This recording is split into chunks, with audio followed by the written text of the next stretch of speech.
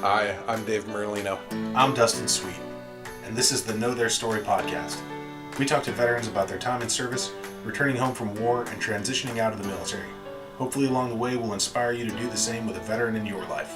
Because sometimes all it takes to make the world a better place is sitting down with a friend to know their story.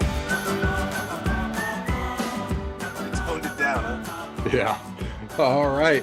Welcome back, everyone, to the Know Their Story podcast episode. We believe we were just discussing this. We're 99% sure 204. Absolutely. I'm 98% sure that's true. All right. You always got to leave room for the hedge. We're discussing as the weather is turning to fall as we record this in Spokane and Taos, because our guest today is also in Taos, New Mexico, along with my esteemed co-host, Dustin Sweet. That's me. He was a member of the Air Force, served, and stop me if I'm getting this wrong, but 4 separate 6-month tours and as a navigator and counter electronics officer on the B-52. Served in a little operation some of you may have heard of called Linebacker 2 over the skies of Hanoi, one of the big major turning points and operations of the war. He served out of Southeast Asia on that, and which we'll get more into what it was like to be flying over Vietnam, but from afar, in terms of takeoff and landing. But please welcome Captain Tony Pugh. Thank you for joining us today. Glad to be here. Thanks. So, due to the Taos connection, I always say this. I always say that Dustin, I'm going to let you take more of the lead, but my former life as an interviewer, just I fall back into it and ask, but I'm going to start from the beginning and kind of step back. We're trying to transition. Dustin, one of these days I'm going to ambush him and he's going to have to do the opening, and he keeps telling me no, but we'll see. So that's a warning to the audience. That'd be great. Toby, what led you to the Air Force? How'd you get in the Air Force?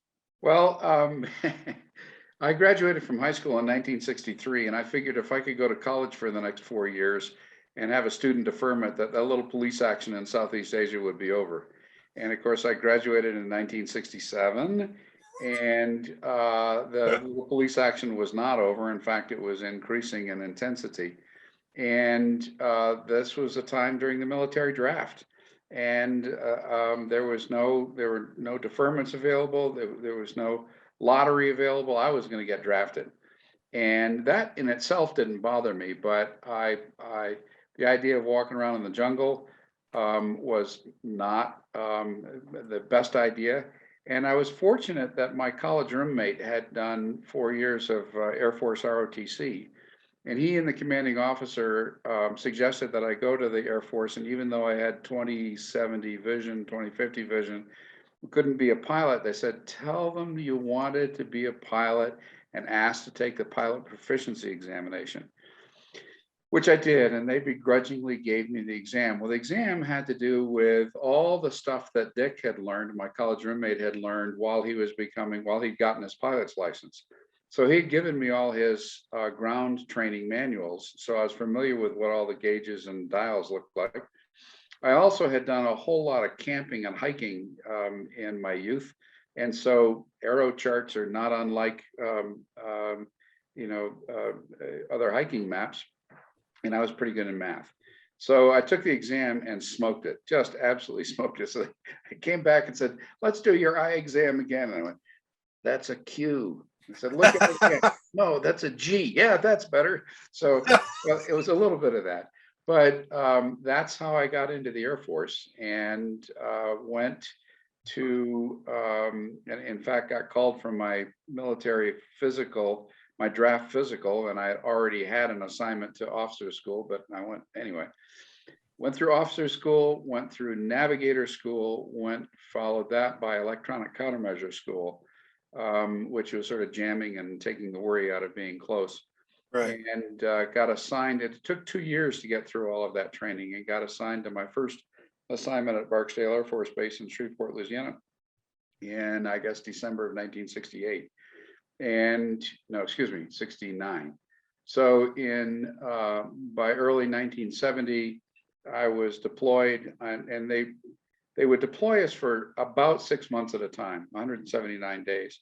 And the deal on that was that you could only have one PCS, permanent change of station, in Southeast Asia in your career. So they sent us TDY, and they would send us for 6 months, brings back, send us another 6 months, brings back, and so forth. So I did that 4 times. It was not particularly bad duty. Some of it was Utapao Royal Thai Navy base, I guess, in southern Thailand. Beautiful people, wonderful people, lovely place. Got to go to Bangkok on R&R a lot. It really was a pretty good assignment. And you'd fly every day. You'd have a couple hours of briefing. You go fly a mission that was 8 hours long or so, come back again, go have a couple beers, and fly again the next day. Flew out of Okinawa for a while. That got a little dicey because that was more like a 12-hour mission day, because it was a longer mission. And there was a big push at one time when we were flying these 12-hour missions, and they decided, well, you needed 24-hour crew rest. So you'd fly for 12 hours and then have 24 hours off, and then fly for 12 hours and have 24 hours off. So your sidereal cycle just got really screwed up. We had a couple of near misses, and they said, maybe we ought to keep them on a 48-hour schedule. So, and then many of the missions I flew out of Andersen Air Force Base in Guam. And that was a longer mission day. So you'd fly kind of every other day, because you would do the briefing, and then you'd fly 5.5 to 6 hours over, and depending on where you're going, sometimes 7 hours over. You'd be in the war for 15 or 20 minutes, and then you'd commute back to Andersen again. Wow. So it was kind of like commuting to a war. But we would fly 12 and 14-hour missions pretty regularly. And then you come home and collapse for a day, and then go back and do it all over again. So, and as we would say then in those days, it was hours and hours and hours of utter boredom, punctuated by moments of sheer terror. And it was because the boredom was the hard part of it. I was fortunate that in many of the missions, I was seated across the aisle from my gunner, and we were the defense team. And so we could play cribbage on the way over, and, gin rummy on the way back. But it was definitely a team effort. I mean, it took the whole crew of 6 people, 2 pilots, 2 navigators, electronic countermeasures, and a gunner. And I was qualified as a navigator. So there were really 3 navigators that were working. And so sometimes we would fly a celestial lake, and I would shoot the night celestial and so forth. So it was very much a team effort. And I think that in retrospect, it prepared me very well for working in teams, whether that's on a nonprofit board, or whether it's working as an architect. When I was flying B-52s, rank had privilege on the ground, but rank didn't mean as much when you were in the airplane. If I was a first lieutenant or a young captain, and I had a full colonel in the pilot seat, if I gave an order, a navigation order or an evasion order, he was going to follow it. Okay. So it sort of helped me dissociate from rank when it came to working in teams. And so that was a benefit for me in many ways. Yeah, I think that's a big skill. I think a lot of people, team building such a weird sport, yeah. And getting along and trusting your teammates is such a big deal. Dave and I actually work as a pretty good team, and a lot of our Hollywood contemporaries ask us how we could possibly get along. And it really is just you trust the other guy, so you listen to him. And if he says mean things to you, then move on. Well, and that's that is actually how a lot of it's not my opinion. I was reading an article on this. How many bad movies get made is because everyone is afraid. I can't tell them this is a bad idea because maybe I'll get kicked off the project, or the joke is. Screenwriting agent sends a script to, insert A-list Hollywood star's name in there, and they read it, and the star doesn't want to say anything bad. So they're like, yeah, I liked it. And then of course it goes back to that agent's like, oh, the A-list star really liked your movie. And so then they call up the studio and be like, hey, A-list star loves this movie. And they're like, well, that's a green light right there. And then suddenly everyone's making a movie they didn't want to make. But Dustin and I, having known each other, like I said, all the way back to college, he'll call me up and give me an idea, and I'm not afraid to say, that's really stupid. That's a really dumb idea. And knowing, I mean, then we hash it out and work towards making it better, but we know we can say that without hurting the other's feelings. And I got that from law enforcement, and a lot of my friends in the military have that same thing, because you have to be, I don't want to say blunt, to the point. There's not a lot of time to talk about feelings. So I want to ask you, you're talking about moments of sheer terror. You watch Band of Brothers, or you watch World War II movies. It's very, very well documented in film what it was like to be flying and the flak and everything else.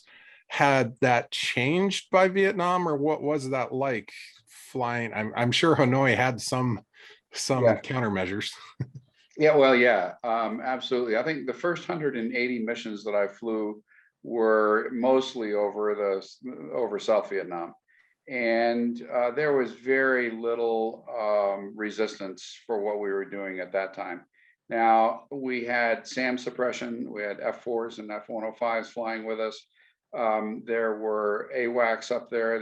Everybody was watching out for us, because we were the 800-pound gorilla in the room. They had not shot down any B-52s, and it was a fearsome weapon, because we would be flying at 30 to 36,000 feet and drop the weapons, and all of a sudden the jungle would just explode, and the people on the ground had no idea it was coming. So there was an element of surprise in it, and from people that I have spoken to, Americans who were on the ground, who were near an arc light drop, said it was really pretty awesome. Now, we never really got to see a whole lot of that. We could see the bomb damage assessments afterward, and sometimes you could actually get a visual on some secondary explosions and stuff. But mostly, by the time the ordnance had left the airplane, we had turned and we were heading for home. And so in some ways, we were disassociated from the war at a certain level. Now, emotionally, psychologically, we were absolutely involved. Emotionally, psychologically, we knew what we were doing. Emotionally, psychologically, we were following orders, and we were part of a system that had decisions made, and decisions were being made by government. And one of the interesting things to us is, we as veterans, is that when we returned from Vietnam, whether it was after a short tour or whether 5 years after we came back, there was a lot of anger toward veterans for having participated. And I think that over time, people have begun to realize that anger was aimed at the people who were involved, but misdirected at them, and should really be more focused on government. And one of the most extraordinary events in my life in that regard, I went to a college reunion. It was the 35th reunion or something. And I was sitting around with some of my classmates, a small college in upstate New York. And my college roommate was sitting at one end of the table, and another fellow at the other end of the table was in a wheelchair with an IV and using oxygen. He was not in very good shape, not long for the world, but he had come to this reunion. And we knew who he was. I can't say that we were really close friends, but we were aware of who he was. And my college roommate got up, and he by the way, had a 30-year Air Force career, F-4s and F-15s. And he made a lovely talk to say, look, what we have in common is that we spent 4 years together here at this college. That's what we have in common, and that's what our friendship is all about. And the fellow at the other end of the table said from his wheelchair, you remember that I protested the war while I was on campus in the mid-60s. And I want to tell you right now that I directed my anger at you, Dick, at the other end of the table, because you were an ROTC, and that was a mistake. And I want to apologize for that. That was misdirected. I should have directed it at our government. It was one of the most healing comments I've ever heard in my life. And I thank the man over and over. I'm pretty sure he's not alive anymore, but I'm so grateful to him for making that effort to come and say that at that time, especially to this guy who had this long Air Force career. So I think that our country has shifted that too. That when at the end of Vietnam, when we were coming back, there was a lot of anger toward us as returning veterans. That lasted for many, many years. Even churches that professed to be very open, but were, peace churches, that meant sort of they didn't like veterans. I think even now they're beginning to kind of overcome that and realize that it wasn't the veterans who are the bad guys. That we ourselves were doing our duty, and that we had every much right to participate and to volunteer and to serve as anyone did to burn their draft card or to put flowers down the end of the rifle. So, and I think if we can look at that respectfully, each as doing what they each individual decided to do and did in earnest, I think that we're making headway. Yeah, I mean, you weren't in Congress voting to send the troops there, were you? Or No. Involved in the discussions with the president? No, I was not. I did send a couple letters to President Nixon, but that was an entirely different situation. There's that piece that you spoke about people being angry at the wrong people. When we were doing kind of research for Apache Blues, I could not find a really good moment in time, because I thought maybe it would be the Kent State shooting, but it's not, because there were already protesters in Oakland when that happened. There's no real moment when the country decided that that the soldiers themselves were to blame. And I've always and I'm starting to wonder if it wasn't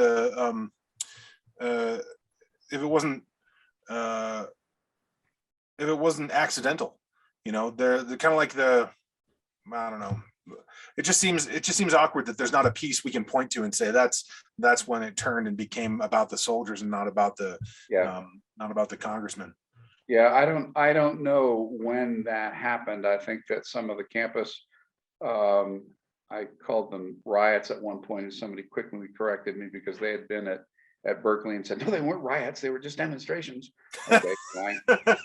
But the fact is that at some point there was enough anger about the war, well directed, well thought out, but it got directed at those who were participating. And remember this: nobody in the world wants peace more than those who are serving, and by effect, those who have served. Because when there's peace, they can be home with their families like the people who are demonstrating. So, the idea that people who are in service are somehow different in their views toward war and peace is kind of misses the boat in a lot of cases. Yeah, I mean, the best theory in terms of what Dustin was talking about I can come up with is World War II. Obviously, we had a very galvanizing incident in Pearl Harbor and a galvanizing, personification of evil and Hitler that everyone could rally around and be like, yeah, we need to do something here. Then Korea came along and it wasn't quite as galvanizing. It was like, really, why are we here? What are we doing? And then the next is Vietnam. And I think at that point it was like, seriously? I had a very interesting event. This was 2 or 3 minutes in the late 70s, mid to late 70s. I was visiting with some friends of mine, and they had some old magazines around on their, he was a photographer, and he had some old magazines, Life magazine, Vogue magazine, from the early 40s on his coffee table. And I was leafing through them, and I was interested to see that Max Factor was advertising, sorry, we cannot bring you your brass compacts this right now. We're supporting our boys over there, okay? And the same thing was happening with nylon stockings, and the same thing was happening with gas rationing. The media was creating an environment that required everybody to sacrifice some in order to support the war effort. That never happened in Vietnam. It hasn't happened again. Yeah, it hasn't happened again. You still got as much gas as you want. You still have as many nylons as you want. If you get camouflage clothing if you want. You don't really feel the effect of the war the way people did in the Second World War. That was supported strongly by the media, and the media didn't support the war in Vietnam. Yeah, and now, I mean, there's not even a draft. It's an all-volunteer army. I mean, we were in Afghanistan 20 years. I think most people forgot about that. One thing to remember about that is that the law still requires that men between the ages of 18 and 25, I think, still register for the draft. Yep. If you are resident in the United States, you don't even have to be a citizen. If you are a male and you are a resident in the United States, the law requires that you register for the draft. And I think that's lost on a whole lot of people. Whether everybody follows that law, I'm not sure, but I think most people do. And theoretically, the government could say, we want those guys. Uncle Sam wants you. It's lost on you until you're a guy who turns 18 and your guidance counselor asks you to come into the office and fill out I still remember that day, filling out the selective service card. Yep. It's a distinctly male function, by the way. Now, having said that, there are a number of extraordinary females in the military now. The commandant of the Marine Corps recently was a female. There are female fighter pilots, female tank drivers. A couple of women have gone through Ranger School. So, it can be done, but it is an all volunteer thing and largely a male thing. We've had a few shows with female soldiers on, and two are from the Navy, so not technically, I know some branches get a little. I'm not a soldier, I'm a Marine, but always love, if you're listening right now and want to be on the show, would love to have you. There's a great film clip from, I don't know, somewhere in a desert, somewhere in the past, with an A-10 Warthog that is, to use the vernacular of the Air Force, shot to shit. And everybody's in tan fatigues and flight suits. And it's in a little revetment area with a little cover over it. And they're looking at all of the bullet holes in this A-10. And the commanding officer is out there to congratulate the pilot. And they set up the film perfectly because the pilot is there and they're congratulating the pilot. And then she takes her helmet off and shakes her hair out. And it's a female pilot who had brought this aircraft back successfully after being through a very dangerous mission. Great image. Nice. I actually just read something the other day talking about how they were looking to reinforce planes and helicopters, and they mapped out where all the bullet holes for planes that were shot to shit coming back. And they're like, okay, this is where all the holes are. This is where we need to reinforce. And an engineer said, no, these planes made it back with those holes. You need to reinforce the areas where you have no holes on your plane because they went down. Good point. That's great. That's a good point. So I'd like to circle back what you're saying about you don't necessarily see, by the time the bombs hit on your ArcLight mission or in Linebacker, you had already moved on, but psychologically, on a intellectual level, what you just did. And I've gone round and round a couple times with infantry who joke about how, drone pilots today are getting medals or dealing with PTSD, and they're like, how they're sitting in an air-conditioned room in Virginia or something. I'm like, they're smart enough to know that's not a video game. And so for you, what you're doing, it's not like today where when we took out, the Iranian general, where it was a laser pinpoint, we took out just his car. You know that not everything you dropped was hitting a military target over Hanoi. What's that like when you get over Hanoi and they're like, it's go time? Like, it's good. Yeah. Well, the one thing that we had as an advantage psychologically is that all the crews were in it together. And when you come back and debrief afterward, other people had been through, you were not alone. And you were still, and it took sometimes a few days to get over it. And you had maybe lost somebody on the mission, somebody that you knew. I can tell you a story about that. A friend of mine came back and he had been shot down, bailed out, came back, got picked up, came back home again. He could still smell the HE in his uniform, even after he'd washed it, in his flight suit, even after he'd washed it 2 or 3 times. And it kind of sickened him from that stress of getting hit and having to bail out. And so we dealt with that, but we dealt with it together. And I think one of the difficult things about the drone pilots is that they fly their mission from their air-conditioned trailer, and then they go home and coach soccer. Yeah. Okay. And that psychologically, that's got to be really, really difficult. And I think that one of the things that I've observed is that those of us who stayed in and stayed close to other military people, while we were in, it was a lot easier because there were the people there supporting you who understood you. When I came home, I went to university in a graduate program, and nobody that I was in the university with had been in combat that I knew of. One guy actually did come into the program after I'd been there a year or two, and he and I bonded pretty strongly. He had stepped on a landmine in Vietnam, and he was in a wheelchair.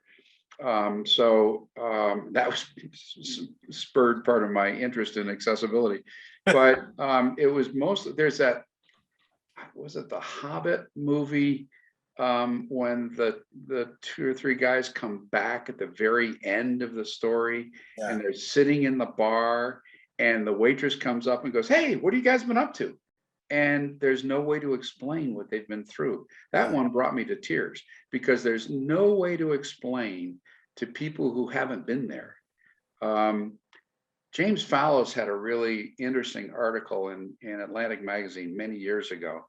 He said that those of us who did not go to war have no concept of what it's like to be in combat. And those who have been in combat have no way to explain it, and we're afraid to talk to each other. We're afraid we're going to end up screaming at each other. So there's no discourse, and this was in the 70s or early 80s. And I think that my observation is that my college roommate, who stayed in for 30 years, he had flown combat in Vietnam.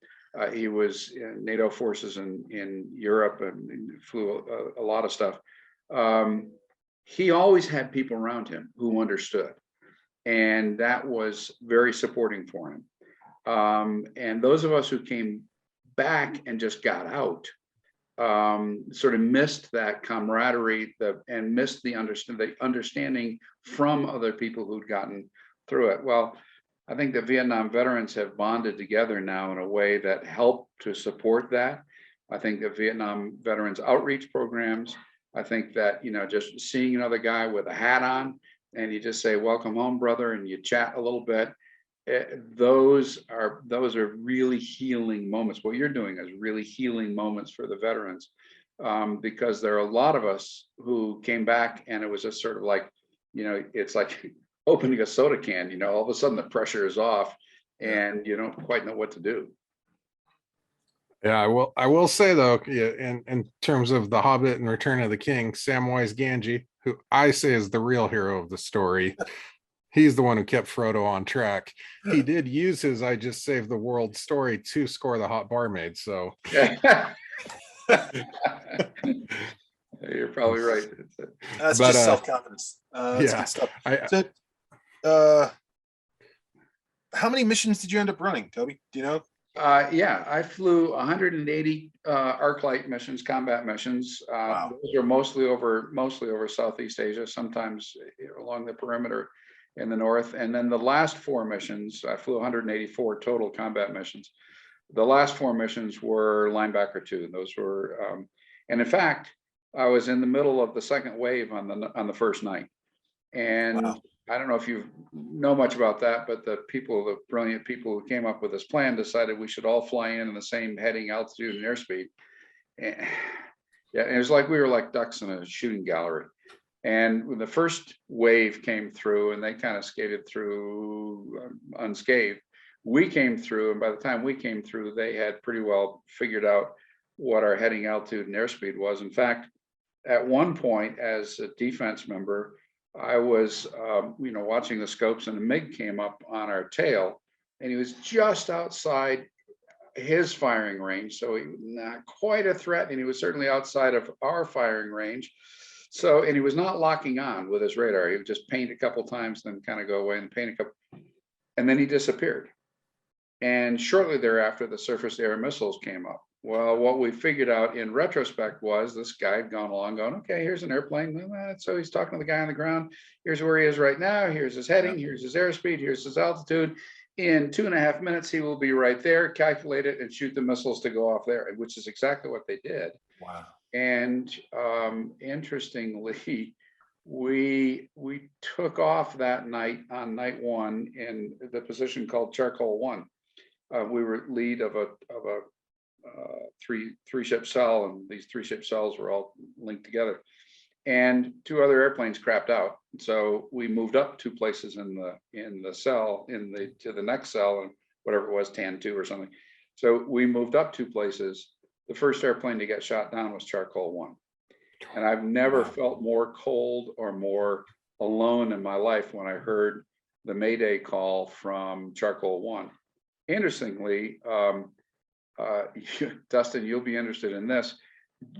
After the mission briefing, before takeoff, there was a chapel service. If you'd like to come, and it happened to be an Episcopal priest who was the chaplain. So we went to this short Eucharist. I can remember, still see it. The sun was setting, and it's out there in Guam, and we shared the Eucharist. And this red-haired navigator turned around to me, and this is the bread, the body of Christ. Here's the blood of Christ. And we shared the Eucharist together and looked at each other like, oh, I hope I see you in the officers club tonight. He was the navigator on Charcoal 1. Oh, wow. He ended up as a POW in Hanoi, and had, we can only call a successful career as a POW because he survived, came out and became an Air Force chaplain, and did just extraordinary work working with people with PTSD, working with military families. He's really had a great career, and being a chaplain and also being an active Episcopal priest. He now lives in, his name is Bob Certain. He now lives in Texas. Cool. Great guy. I visited him not 2 or 3 years ago when I was in Atlanta when he was living there. But what an extraordinary event. 3 of the guys on his airplane did not make it. 3 of the guys did make it. The interesting part about it is that many years later, I was doing some research on those missions and came across the battle losses. And I happened to have my flight log open, and I looked at the battle losses and saw that aircraft, and I've forgotten what the tail number was, 2684. The tail number had returned to Guam with 30 to 50 holes in the upper fuselage. I looked over at my flight log, and it was us. So it was a place where it didn't do a whole lot of damage. And what had happened is my pilot, who was flying with me, lives in Albuquerque, and I've spoken with him about it a number of times. When we turned off the target, we were in about 30 degrees of bank, and I had signals for surface air missiles coming at us, and I was calling them out to the pilot. And he could see them visually out of the co-pilot's window because he's looking down, and saw them coming at us, and sort of learned instinct, whatever. He turned the airplane away from the threat, then realized that when he's in this big left-hand turn, that he's now presenting a bigger target to the surface air missiles. And so if you imagine this, a B-52 has a wingspan longer than the first flight at Kitty Hawk. He takes a B-52 and puts it in 70 degrees of bank to the right. So The missiles are now looking sort of at a knife edge, right, rather than at the blade. And I saw the evidence of two missiles going past us, but one I never could see, because you can see a signal coming from the tail end of the surface air missile. And the third missile, I never saw the signal. And what we presume happened, of course, there's a lot of buffeting anyway when you're in that kind of a bank. What we presume happened is that the third missile went off, sprayed the top of the airplane with shrapnel, and did not affect the flight characteristics of the aircraft. So we flew back and landed, and we do our walk around afterward. And of course, it's all up on the roof of the airplane. Didn't see any damage.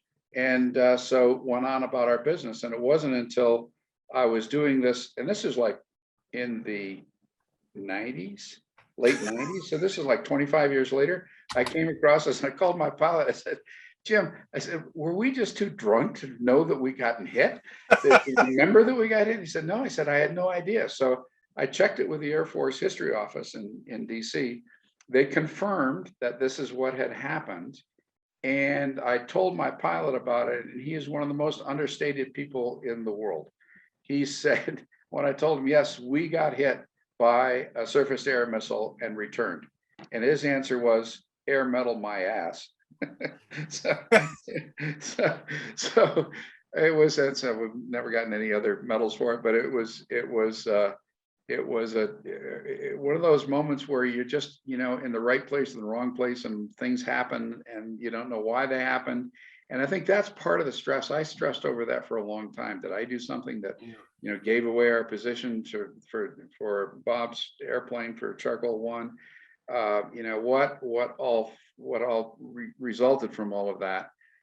So there was there's a survivor's guilt that goes along with that you feel badly. And there were, like 11 or 12 B-52 shot down over that period of time. Yeah. And I survived. And you sort of think, how did that ever happen? Why me?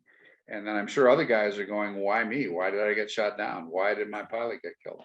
So that carries a lot of stress with it. And I think there's a lot of PTSD that comes out of events like that, even though, you're not really totally aware of what's going on the ground. You're aware, but it's not the same as, shooting somebody. It's not the same as launching a missile into a bunch of people, or at a tank and watching the tank blow up and knowing there's people inside.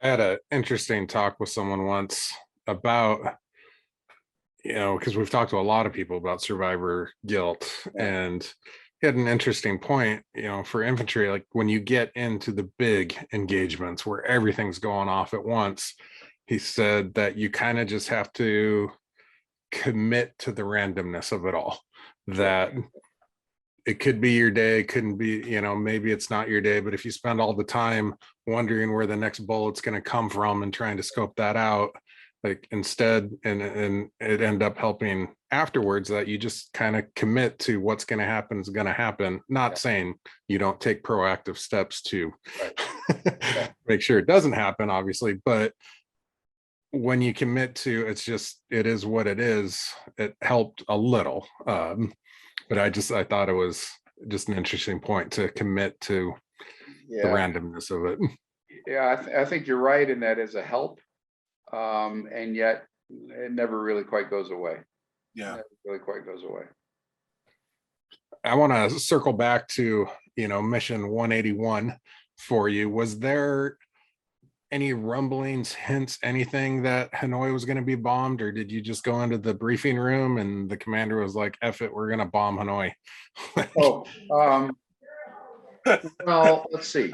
There was a huge buildup called Bullet Shot, starting in, I think, October of 1972. And there wasn't a parking stub available on the aerodrome at Anderson or at Utapao or anyplace else. They were just jammed with B-52s and D models and G models and tankers. And there were so many people over there. We had a sense that this is, it's kind of a do or die thing. And yet you never really know. There have been so many times when, peace is at hand, and Kissinger was doing everything he could to try and make the thing work. And there is a great line from the notebook of one of Nixon's advisors, who kept copious notes of what was going on. And at Thanksgiving of 1972, just before, or just at the time we were getting ready to bomb Haiphong Harbor and lay some mines there before we actually bombed Hanoi, Richard Nixon is seen looking out the window into the Rose Garden with his hands behind his back saying, "Damn Johnson, if only he'd done the right thing, we wouldn't be in this position right now." And that was an insight into the soul of a man that we, want to sort of demonize in some ways. But he made a very difficult decision. Now, the other part of that decision is that it was in December, so Congress was out of session. Right. The other part of it is that it was at a time when there was no moon visible. Okay, so it was a really dark night.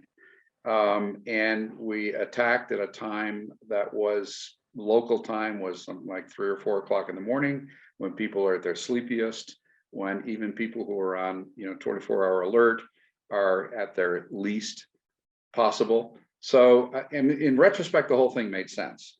The tactics that we used did not make sense, and that there was a Colonel Sullivan at Utapau who finally put his foot down and said to the guys at Offutt, I'm just not going to do this anymore. We got plenty of other options. I will not send my guys to do this shooting gallery thing ever again. And put his career on the line, and probably limited his career, but came up with the alternate action, and we came up with some tactics where we were flying, coming in from different axes and basically crossing each other, and that was a lot safer for us. So there were some other difficulties too with some of the aircraft. I was flying in a newer aircraft that did not have as good countermeasures equipment as some of the older aircraft did, oddly, because the newer aircraft were really destined to fly in a war in another part of the world if that happened. So we had more advanced, but it didn't work as well against the North Vietnamese. So we did have some degradation of our countermeasures capability. Nevertheless, we got out there and did it. It's had to find the B-52 equivalent of serpentine. yeah.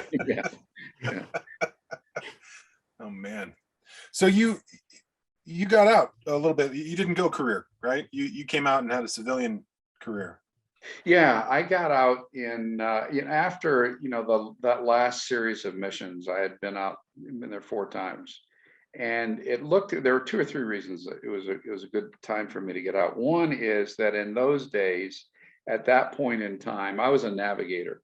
Not only was I a navigator, I was an electronic countermeasures, and he was it was sort of like, you could make an Aggie joke, or you could make a joke about electronic countermeasures but they were similar jokes, and because people didn't know what we were doing, and they seen as extra baggage in a lot of cases. So our career, the likelihood of our career path was probably limited at lieutenant colonel, maybe full colonel, but it was not going to be, and it might be a 30-year career, but it was not going to be an arc that it was a pilot's Air Force in those days. And for that reason, I decided, that was one of the main reasons I decided that it was not, I had a regular commission. I probably could have stayed in for 20, maybe 30. But I just decided at that time it was time to make. The other thing is that at that point in my career, I was mostly following a script. I was not really doing a whole lot of problem solving. And so I got out and went to architecture school, because that's kind of the ultimate problem solving career. As it turns out, in retrospect, my contemporaries in the Air Force, by the time they got to 18 or 20 years, navigators were making full colonel. Navigators, electronic countermeasures, were making general. So it could have been a very successful career. Also, I didn't ask for any mentoring because I was in my mid-20s. Who asks for advice? But I was not mentored, and my fault. I didn't ask, what happens after this? Am I going to keep on doing this? Right. And what might have happened after that is that I might have gone to squadron officer school. I might have gone to the Air War College. There were other things to train for to teach me how to take on larger responsibility in the Air Force, but I wasn't smart enough to ask about that. So, I got out and went to architecture school and had a career as an architect. That actually served me quite well. And I think that the important part, as we were talking about just before we began, I think, is that flying in an aircraft that has 6 crew members, and you all have responsibilities in your position, and you all have authority in your position. And if I tell a full colonel who's in the pilot seat that we need to take evasive action, he's going to follow my direction, even though I'm only a captain or a first lieutenant. So that gave me a different attitude toward leadership. It gave me a different attitude toward rank and position. It makes me feel like I can walk up to the CEO of a major company and talk about anything, because I have expertise and that person has expertise, but we share that expertise, and we share that common desire to get the project done. And Right. that's all about communication, and that's very important. Our first directing school that we went to, man who's now one of our mentors, Darren Scott, he brought up a heck of a point that stuck with me even beyond filmmaking. You know, he said, as the director, your name's on the project. He said, you're not expected to know it all. He's like, I've worked with every single camera in the industry. I don't know how to turn them on because that's not my job. There's experts who know how to do that.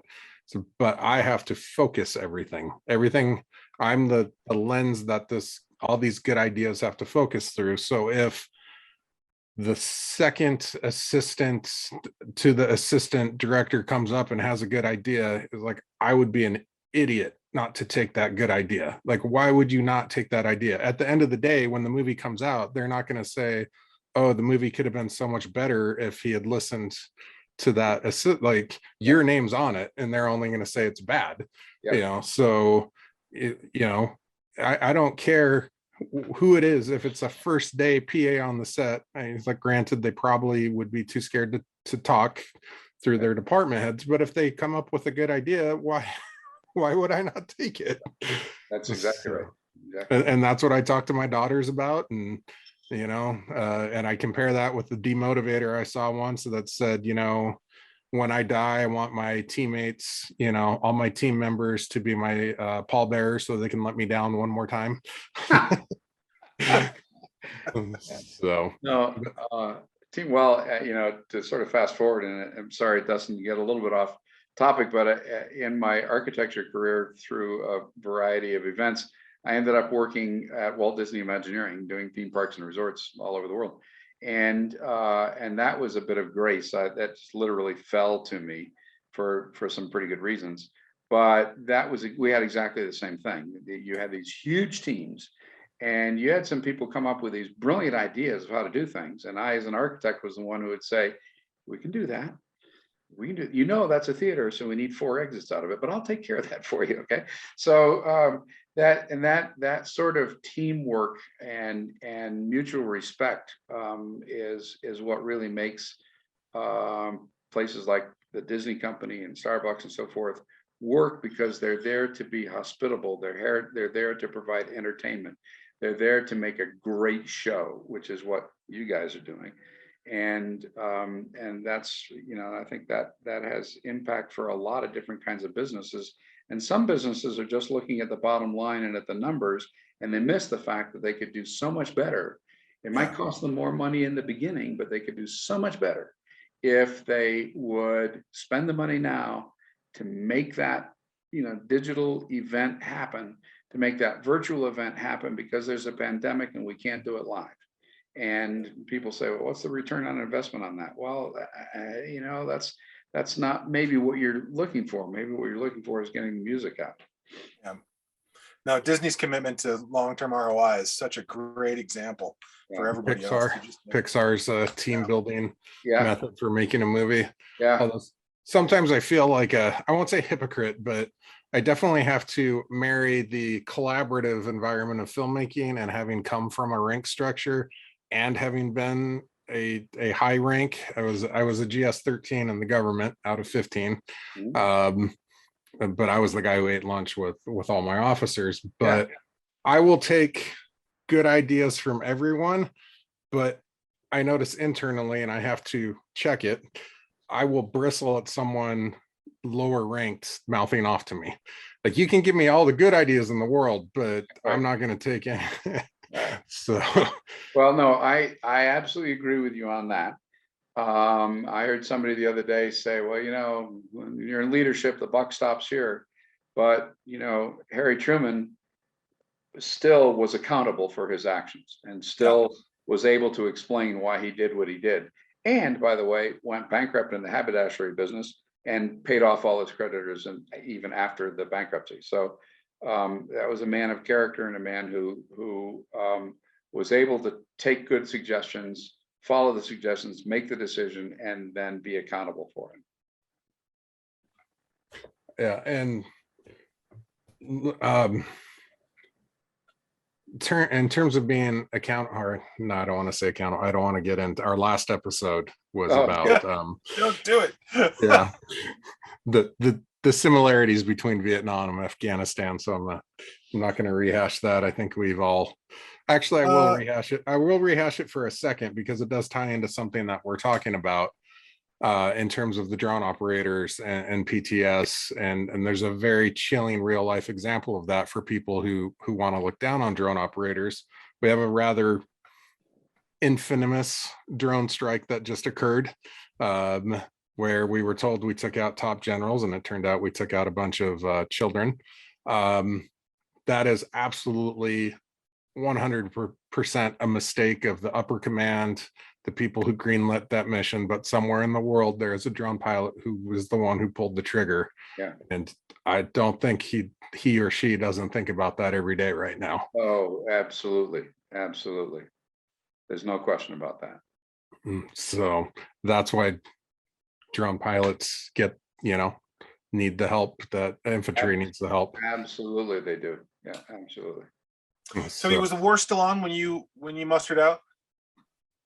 Well, let's see, I got out in June of '73, so it was pretty well wound down then. I mean, it sort of continued. And as we've said a lot of times, we were winning when we left. And there was a North Vietnamese general at one time who said, why did you stop bombing us after 11 nights? And the answer was, we thought we could get what we needed, and that was to get our POWs home and get the peace accord signed. He said, you know, if you'd done a few more nights, we would have given you anything you wanted.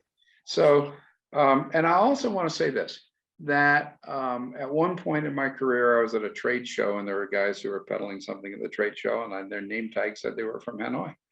And so I walked up to them and I said, I see what you're selling here, but I want to tell you that I participated in the bombing of your city in 1972. And I'm sorry for any damage that was done. And these guys said, oh, you were one of many who attacked us.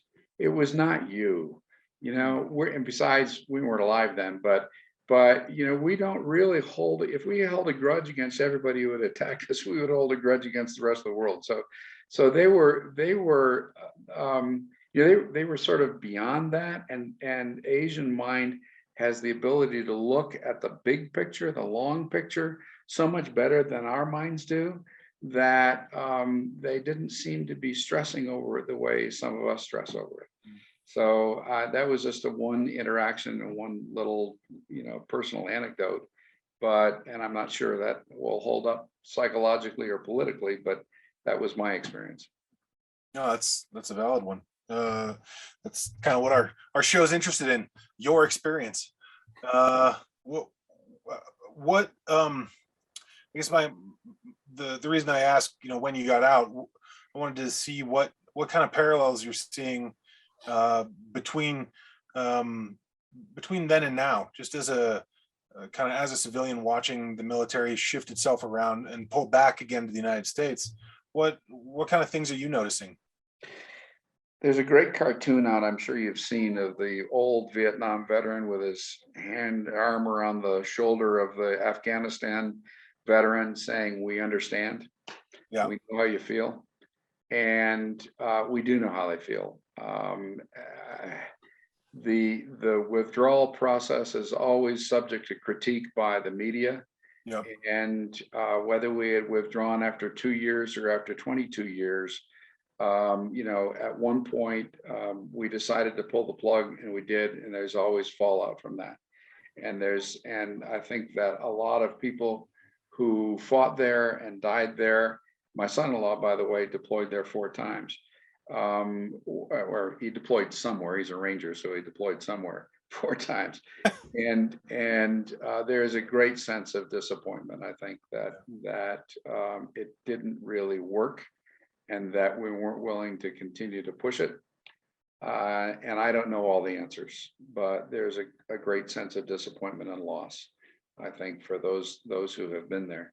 He, by the way, was there as a chaplain, Ranger chaplain. So,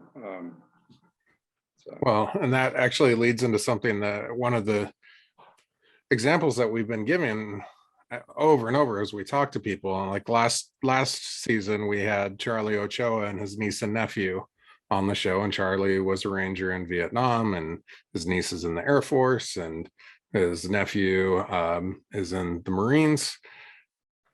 Afghanistan, Iraq, Vietnam, not a lot of topography that's shared there, not a lot of experiences that have shared there, but overall, talking about being deployed, a lot of commonalities in terms of went out on a mission with 5 people, came back with 3 people. Doesn't matter if that's in a jungle or in the mountains of Afghanistan, what that's like.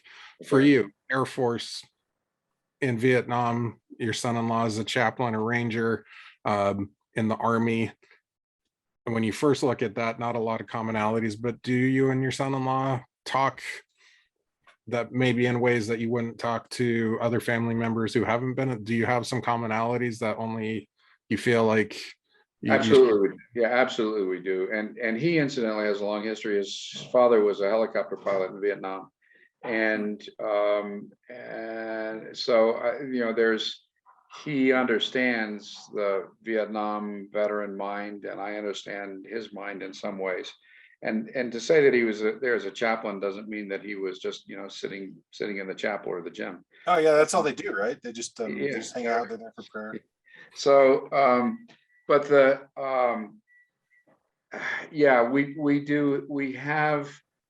we don't talk about it a lot, and yet there's a lot of common understanding. There are just some things we can say that you don't need to expound on, because unlike people who've never been there, we both understand the sense of loss and the fact that we have lost some of our own, and there have been loss on the other side. And that saddens us as humans. I mean, as humans, we're not really wired up to go around killing people. That's not our natural, for most people anyway. Yeah. And so there's a lot of stress in that.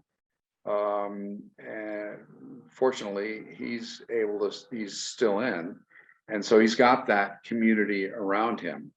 And I got out, and it was like cold turkey. Just all of a sudden the pressure was off, and it got really weird there for a few years. What did you end up doing to take care of yourself when it was really weird? There are 2 or 3 things that I did to take care of myself. One is that I know that I have a family history of alcoholism, and I saw the trajectory of the drinking that I was doing in college and the Air Force just continuing and not changing. Oh yeah. So I decided that, and incidentally, this goes back as far as my paternal grandfather, who was a field surgeon in World War I. And my dad said when he came back, he was a completely changed man, and there's no doubt about it. He died before I was born, so I don't really know him, but my dad was very concerned about that. So I started going to 12-step programs, and that helped me a great deal. I went to Vietnam Veterans Outreach. That helped me a great deal. But here's one really interesting thing that helped me, maybe one of the most. I was riding motorcycles with a friend of mine, Jim Crouch, who was a colleague of mine at Disney. an extraordinary painter, a great artist, and he can do anything on anything. And we stopped in some biker breakfast bar in Southern California someplace, and we were standing in line getting our eggs and bacon, and there were a couple of veterans in front of me who had their, you know, their vests on and their stuff all over the place. And I stopped and just talked with them a little bit and gave them a hug and welcome home. And we shared a few, and we sat down to have breakfast. And Jim said, I didn't know you were a veteran. I said, well, yeah, I just want to talk about it. He said, well, tell me the story. So I told him the story sort of as I told it to you tonight. He said, we need to get that story out. I said, well, how are we going to do that? He said, I'm going to paint your motorcycle. And Dustin, I sent you some photo images. Yeah, they're great pictures. Edit those in later. But what he did was he painted. I was known as a crow. There's a long story about it, but Old Crow is kind of my handle. And there's a nose art from the Second World War that ended up getting used later in Desert Storm of Old Crow Express. You may have seen it someplace. And it's a crow standing against a bomb. So he painted those, hand painted those on the tanks. And then on the front fender of the bike, he did one bomb for every mission. So there's 108. This is all Air Force. You know, you put a bomb for every successful mission. The last 4 of which were bigger than the other 180. And then he did hand painted a D model B-52 on one bag and a G model B-52 on the other bag. I get a lot of comments about that when I ride around, especially if there are other veterans around. They go, "What are you doing with B-52s on your?" And then I tell the story and they go, oh, got it. But in a way, that was my way of coming out of the closet. And this was in the 90s. This was like 25 years after. It was a way of me saying, I did this and I'm not embarrassed about it anymore. I participated in this and I'm going to take full responsibility for it. I participated in this. I did it out of a sense of duty and honor to my country. And I'm not going to apologize for it anymore. And in some sense, it's a little bit in your face. And there are some people there are a few people who've been offended, and there are other people who kind of go, yeah, get it, I get it. So that really, in many ways, helped me that was one of my coming out stories. And it was 25 years later. And incidentally, that's when I was doing research on the ArcLight missions. I wanted a better image of Old Crow Express, and I came across that. Anyway, a long story. But Jim helped me a great deal. He's been a wonderful friend, and he's an extraordinary artist. And he really, it was just that little comment. I didn't know you were a veteran. Tell me about it. Talk to me. And so there was someone. Hello. That was just somebody who cared. And wanted to hear and with no judgment, just listen to the story. Yeah, just to listen is a real superpower. Yeah, it really is. Yeah, I mean, our society tries too much to solve problems and have the answers, and you don't need to. Just no, that's right. Yeah, let me know your story. Ooh, yeah, that's right. Meta. Harley, go find Elizabeth. I'm not going to help you now. Sorry, this is my wheelchair dog here. That's all good. We're fans of dogs on the podcast. That's good. So taking that experience 25 years after, and that's been, you know, one of the catalysts for our movie. In the middle of the movie, our switch course to say this is what our real story is talking to a psychologist who talked about studies of finding World War II veterans and taking them out of the vans in the desert where they're living and not talking to anyone, and just saying, hey, tell me your story. Yeah. And the massive amount of healing that had, and how they started re-engaging with families. And that was kind of mirroring what we were seeing as we were talking to Vietnam veterans who'd never talked, and what we were seeing. What advice, you know, we talk about how as Vietnam veterans, you have a 50-year head start. And it's very much mirroring, as the last month has shown, the experience people are having, this 50-year head start for veterans coming home today, or, you know, of this 20-year engagement, police action. I don't know if it technically was ever declared a war. Never declared a war officially. Yeah. What advice as a Vietnam veteran would you have for veterans of the modern conflicts on what to do or how to do? I think from my experience, my healing came from being close to people who understood and were willing to listen. Jim was a great example because he was not a veteran that I know of. But being around other veterans, every time I get together with my college roommate or my aircraft commander, my pilot, there's a healing sense of being together and having gone through that together. So my advice would be to stay close, not necessarily to your individual buddies, but to people who have been through that. Stay close to people who will listen to you with respect. And I think also we need to encourage in ourselves respect for people who disagree with us. I think that's part of what's going on in this country, is that there's this total bifurcation of you're either with me or against me. And the concept of being able to be with someone who is in a different position and just let that be, let there be differences between you, and respectfully let there be differences between you, is a really important skill.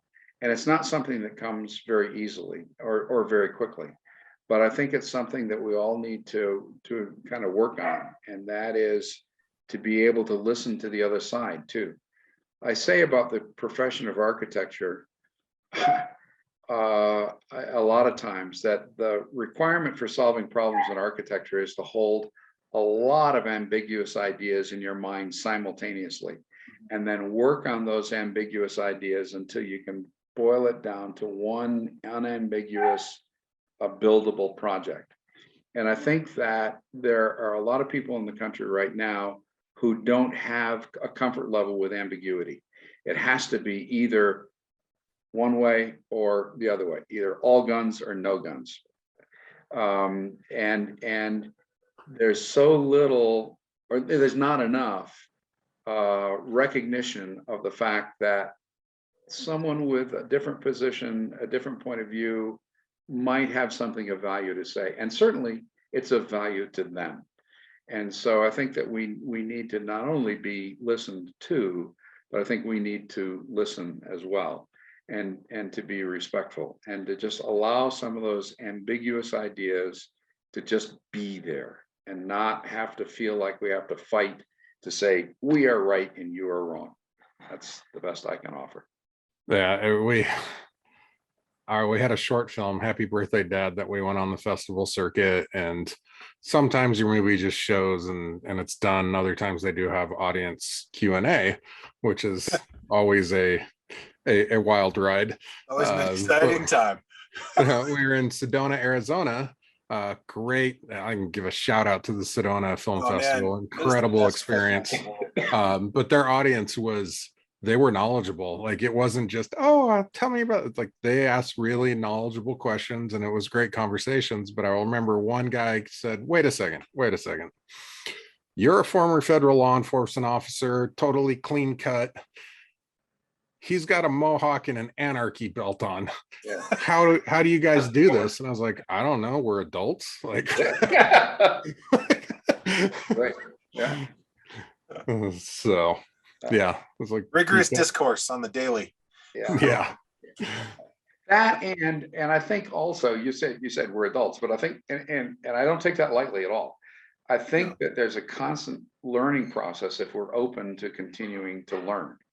And if we don't to live is to grow, and if you grow, you continue to learn. And if you don't grow and you don't learn, then you begin to just get stuck in what you know. And so if I know everything I learned in kindergarten and all that stuff, but if we stay with the political ideas we had when we were 5 years old or 10 years old or 20 years old, and don't open ourselves to new ideas, not to say that we need to throw away anything at all, but there's a constant building process, and that building process allows us to be wiser.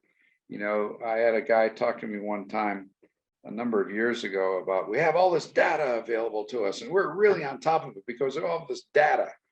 Well, okay, so data is good, but data builds information, and information is based on the data, and that's good. if you get enough information together and you pull it all together, you begin to get some knowledge. And knowledge is better than just raw data.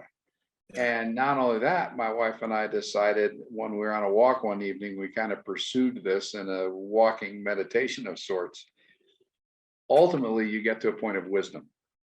And it's wisdom that allows you to be able to look at the data, the information, the knowledge, and to be able to sort through it and to be able to look at it without being afraid.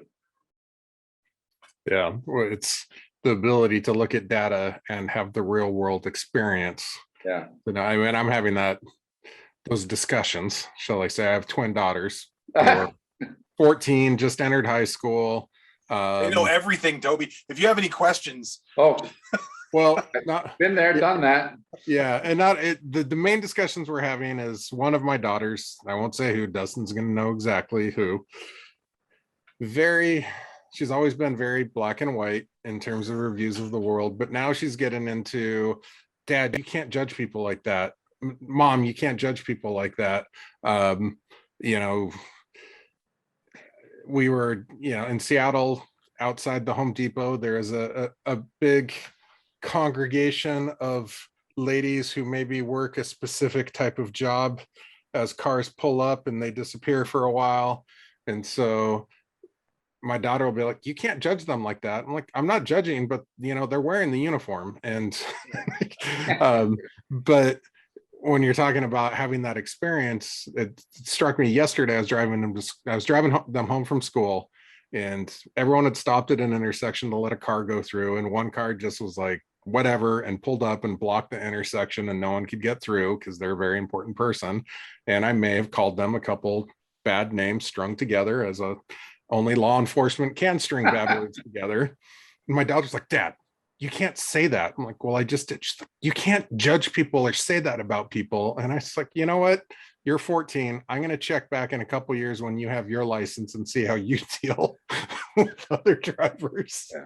Yeah. So, yeah, you don't judge now, but someday you're going to have the real world experience of sitting in the seat that I'm in. And I bet you're going to call someone a blank and blank. I think that's where compassion comes in, right? That's where like the wisdom of understanding that, whoever it is you're judging is having that moment. I often catch myself having a real judgy moment and then being like, oh, well, maybe they've really got to go to the bathroom right now. Maybe that's why that's happening. And I always crack myself up because they're just being selfish jerks.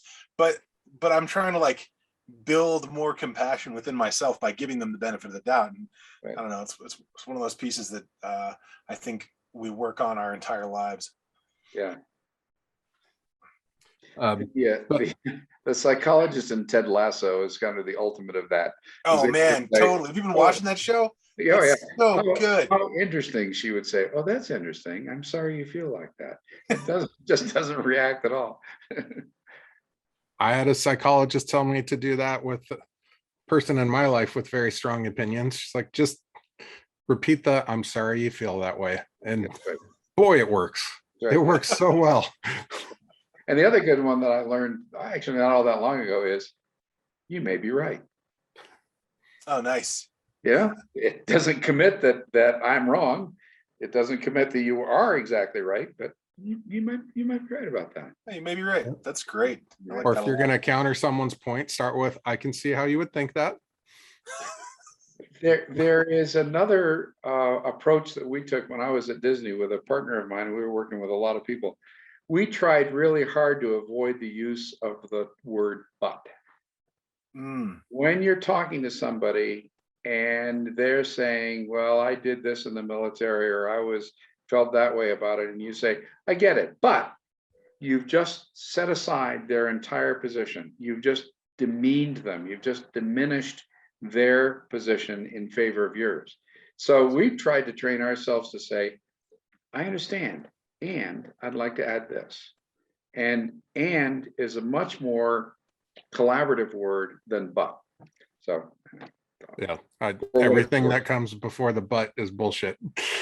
Yeah. I really like what you did, but right. All right, now we're getting to the meat of it. Yeah, So But circling back to what got us talking about bridging gaps, let's, for you as a veteran and having had that experience with your friend out on the bike and him finding out that you were a veteran and opening up those discussions for family members, friends, colleagues, people who don't have military experience. I think a lot of that gap is wanting to know but not knowing how, or feeling like maybe I'm not allowed into this world. Right?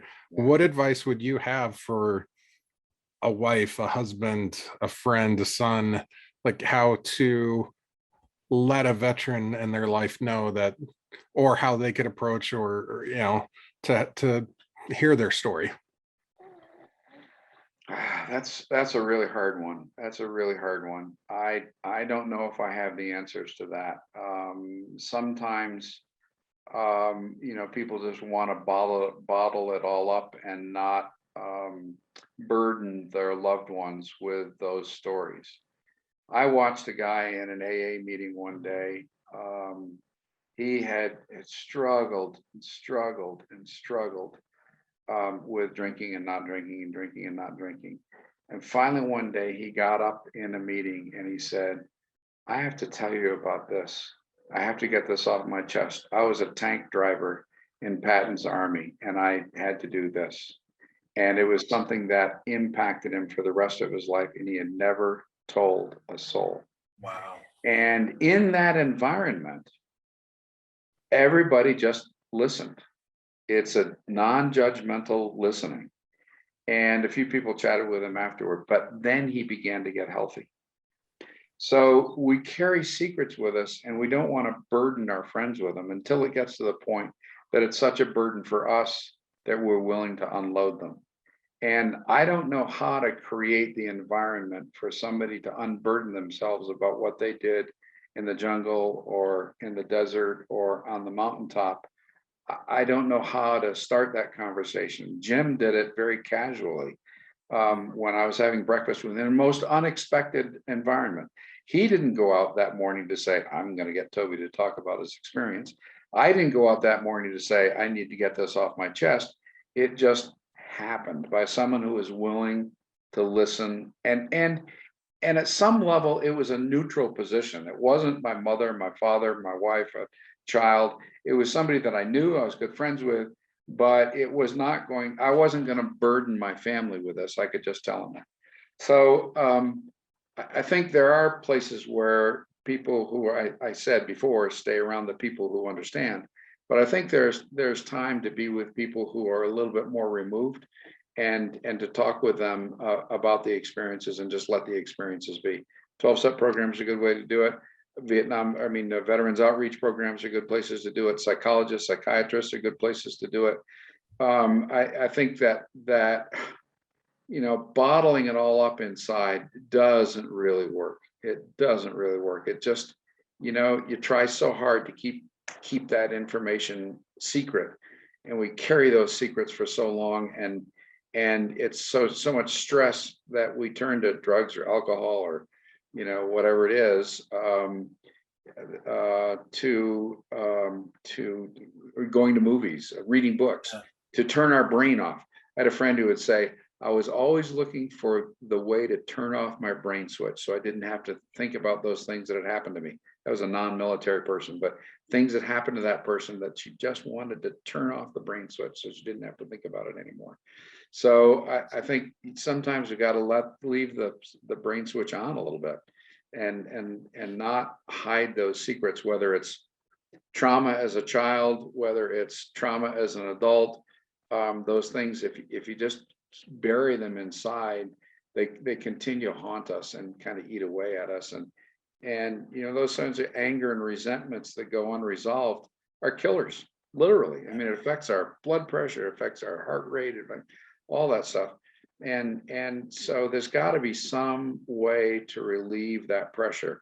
And I don't have the answers for how to do it. I'm not trained in how to do it, but I you know, I've listened to people and their stories, and I think listening to the stories is a really important way of helping to relieve that pressure. Yeah. Yeah, actually, it just kind of made me think, and I'm going to give a movie example for the audience to be able to tie in what, your answer kind of opened me up to this way to explain it. And it's the movie Reign Over Me with Adam Sandler and Don Cheadle. Completely underrated movie, just an amazing movie. Adam Sandler's wife and daughters were on one of the planes in 9/11, and he's not doing well with it. And the courts ordered him to talk to a psychologist, and he just won't talk. Every visit, won't talk. Are we done? And she finally tells him, like, you're going to have to tell someone. Like, you're going to have to talk to someone. Yeah. And so he walks out, and Don Cheadle, who was his old college roommate and kind of is helping him, is just sitting there ready to go. And he sits down and he tells the whole story. And it's an amazing scene. It's emotional. It's an incredible scene. But Don Cheadle just, he's surprised. He didn't expect this, but he doesn't say anything, and he just listens. Yeah. It's an incredibly important moment for the character. And I guess the way I would relate that is being, put yourself in Don Cheadle's shoes, and that a lot of people will think maybe I'm not a veteran, so I don't deserve to have these conversations, but just be open to it. If a veteran decides to tell you their story, like it just comes up, you're having breakfast and it comes up, you're automatically allowed to be in that conversation because they have decided that you can hear it. So just, and you don't have to judge it, and you don't have to say, oh, poor you. Listen, you don't have to say bad you don't have to say, oh, it was great. Just listen, let it be. Yeah. There's a title for a song in there, I think. Pardon me for a second. We can't afford those rights, Toby. You can't set us up like that. Yeah. Because part of my gift from customs and having been a range officer for so long, I have these little magic devices behind my ears that help me. But my phone is connected to it, so my phone started ringing in my head as you're talking, and sometimes I'm like, oh geez. So I had to turn that out. It's a friend from customs I haven't talked to for a long time. I'll have to call him back. But yeah, so I missed the last part of that conversation because AC/DC was playing in my head. Oh, that's fine. We were just pricing out some song structure. Yeah, we'll just add it to the list of songs we have to get the rights for the movie. Oh my God. That's a conversation I've been putting off. I have it like on my to-do list. Call about getting the rights, and I haven't been able to push the button yet. We actually interestingly knew some people when we lived in the Glendale, Los Angeles, Burbank area. We got to know two different women whose job it was to arrange music rights for TV shows and movies. That's all they did for a living. Wow. Because they would say, you're going to do this. By the way, here's a good tune that might help you out there that might be appropriate. It was an extraordinary job, and they had this wealth of information that was available to them. And it's there are people who do that. Yeah, and it's not just I've got to call and get this song. If someone gives, says, I really believe in your project, I'll give it to you for $500. Right. But only if everyone else does it for $500. Yeah. So right. Now you're just going back and forth because why am I going to give you it for $500 when someone else is getting 10 grand? So yeah, music is the hidden cost to movies. The hidden cost and an extraordinary part of the movies also. Yeah. Well, Dustin knows that my wife is a professional violinist and did she had a symphony career, but also played in a lot of movie music too. And it got me listening to the music in movies more than I had before, and trying to understand its impact. And there's a huge emotional impact in them that sometimes we're not even, it's subliminal because we're so involved in the character, but the music is there supporting it. Yeah. And a real crutch or a real help either way.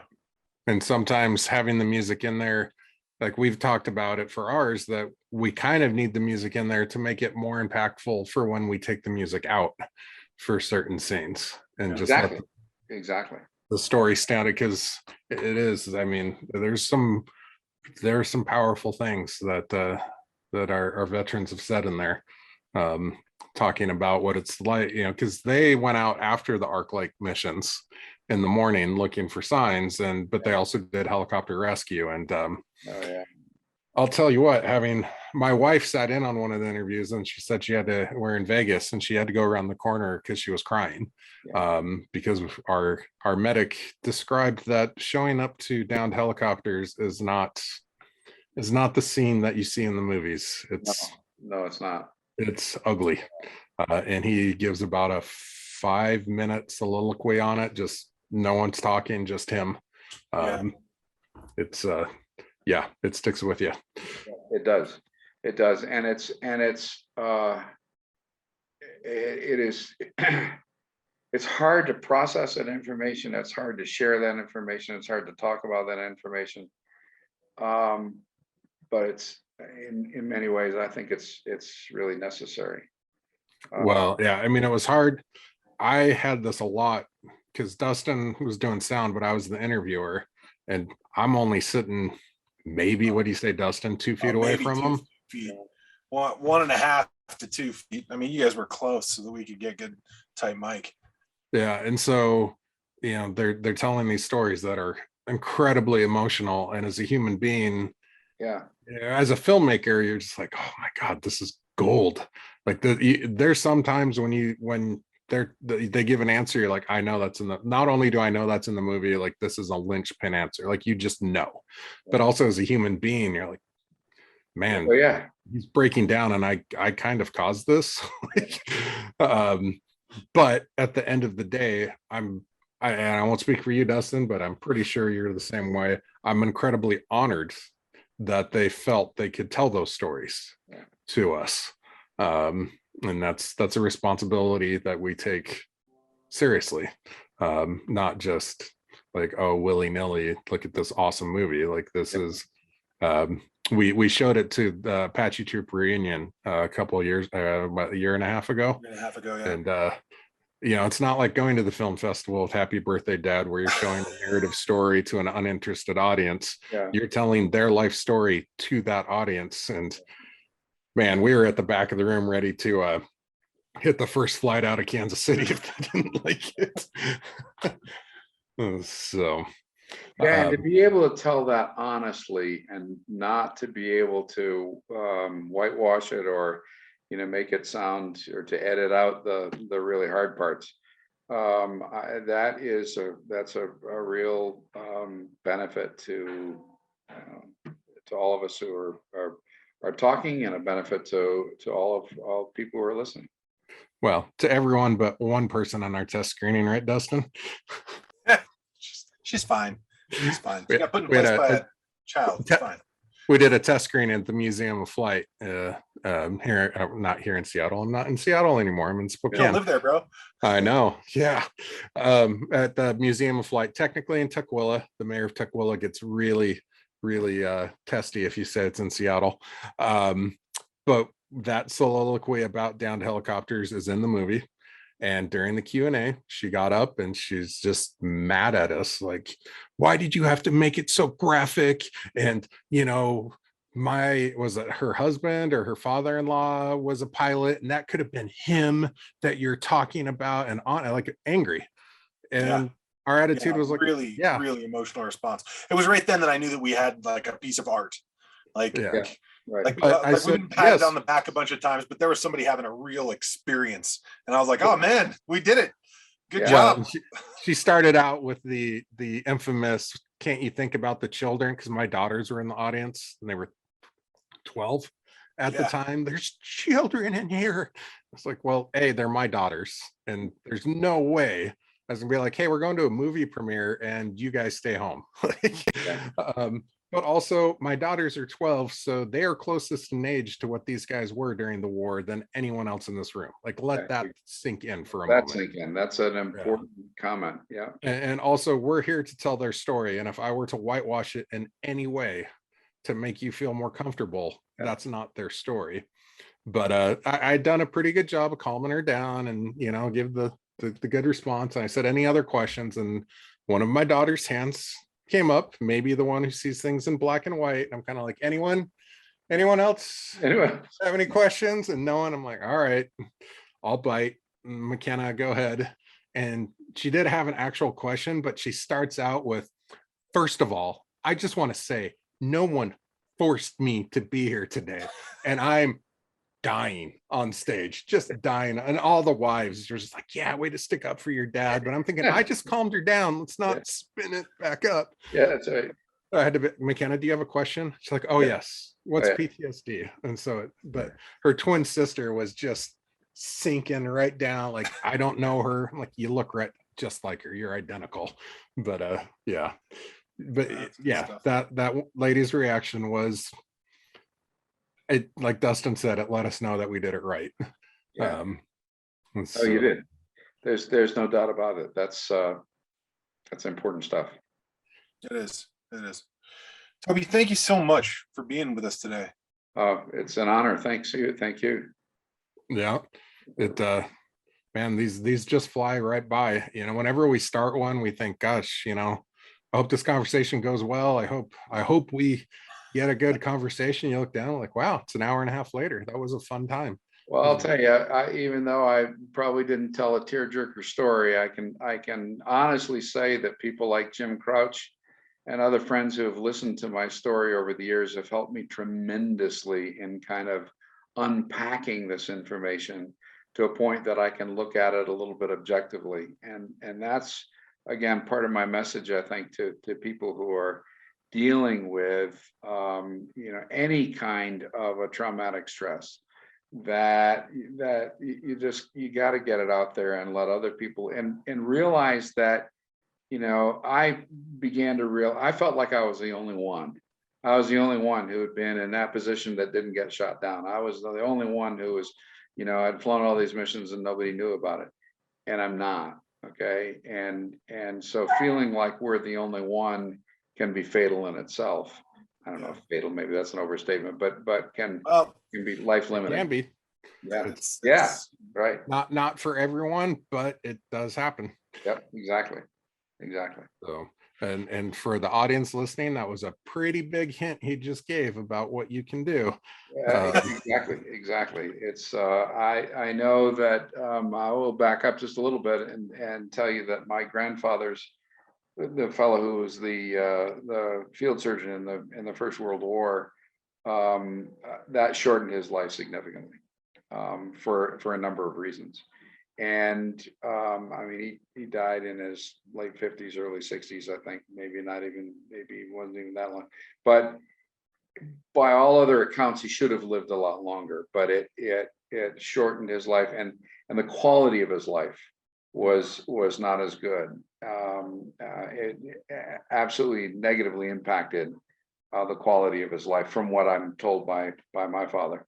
And so I think that's yet another reason to not just try and stuff it down and hide it with any kind of an addiction. And any kind of an addiction can be going to church, science fiction, working out. There are lots of ways that we can look for that place to turn off the brain switch. Well, and only what that thing is for yourself. Yeah, exactly. Yeah, and a lot of times you don't even notice it. Right. You're just kind of doing it automatically, whether it's eating or whatever. You're doing it so you don't have to think about stuff. Yeah. And again, for the audience, I thank you for being with us in our second season, and we're glad you're enjoying our stories and with us. But we're two guys. We try and do this every week. Scheduling comes around. We've been off for a couple weeks because my daughters have had soccer games when we're trying to schedule. They're 2-1. Your Gonzaga Prep Bulldogs C Squad girls are 2-1 on the season, playing right now. But even if Dustin and I do this every week for the rest of our lives, oh man, it's nice to have that type of job security. We wouldn't even put a dent in it. Yeah, not even a dent. Yeah. So we need help. Getting this out there. Get out there, and I don't know what I'd say. Maybe know their story. So, but thank you for being with us, audience. If you're listening on any of the where you get your podcasts, whether this be on Apple or well, actually, I won't go through all of them because then people feel bad when I leave them out. But wherever you're listening, give us a like, give us a follow, tell your friends, tell your enemies if they'll listen. I don't care. But thanks for being with us, and thank you for being with us, Toby. It's been a wonderful day. Dustin, any last words? I don't. Although I'd like to extend to Toby if he's got anything he wants to say before we step out. Why don't we open up the floor for him? You got a platform or anything you need to? No particular platform. Just thank you for telling the story in all of its honesty. I have been interviewed in a few other venues, and when I get to see the final cut, it usually comes out a little bit like Disney tells the original Cinderella story. You know, the original Cinderella story had some kind of grisly ending. Some darker parts. They're darker parts. And the people who did these other productions kind of made it look like, oh, everything was okay, and then he went home. So I thank you for the honesty and the integrity of the productions. Thank you. You're very welcome. So I'm going to do my Zoom face as I look for the end of the recording, but stay with us, Toby. And we are heading out. Any smart ass comments you want to give, Dustin, as this fades to the music? Oh no, let's go straight into it. All right. Boom. You've been listening to the Know Their Story podcast. If you made it this far, we must be doing something right. Let us know by subscribing to our channel. And think about sitting down with the veterans in your life, because saying thank you for your service should be the beginning of the conversation, not the end.